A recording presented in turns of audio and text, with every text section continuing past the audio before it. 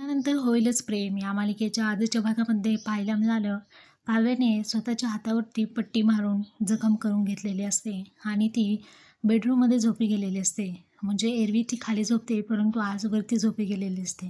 पार्थ येतो आणि म्हणतो की आज काव्य आज जेवलेच नाही आहेत, इतक्या लवकर झोपले कशा, आणि तेही बेडवरती.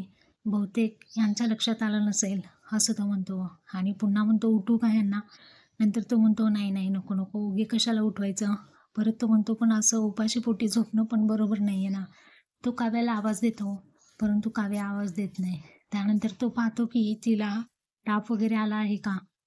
तिला उठवू लागतो. त्यानंतर पुन्हा तो म्हणतो नाही असं उठवणं बरोबर नाही. त्यानंतर तो चेक करतो की यांना ताप आलाय का, परंतु तापही नसतो. त्यानंतर काव्य थोडीशी हलते आणि त्याला तिच्या हातावरती झालेली जखम दिसते.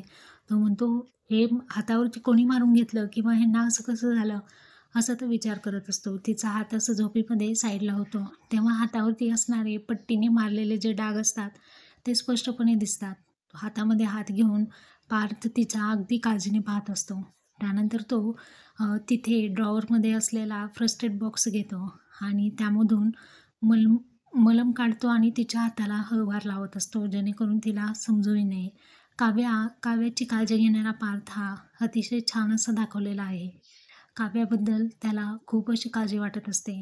तिचा हात न लावता देखील त्याने तो मलम अगदी व्यवस्थितपणे तिच्या हाताला लावलेला असतो आणि बॅकग्राऊंडला सॉन्ग असतं, टायटल सॉन्ग. लग्नानंतर होईलच प्रेम या मालिकेचं टायटल सॉन्ग मागे चाललेलं असतं. असे एक सुंदर क्षण आपल्याला पाहायला मिळाले. तर यापुढे पार्थ आणि काव्या या दोघांमध्ये जवळीकता निर्माण होणार आहे आणि काव्याला मलम लावल्यामुळे पार्थ हा थोडासा तिच्याकडे झुकला गेलेला आहे. असे सर्व प्रसंग आजच्या या सीनमध्ये आपल्याला पाहायला मिळालेले आहेत.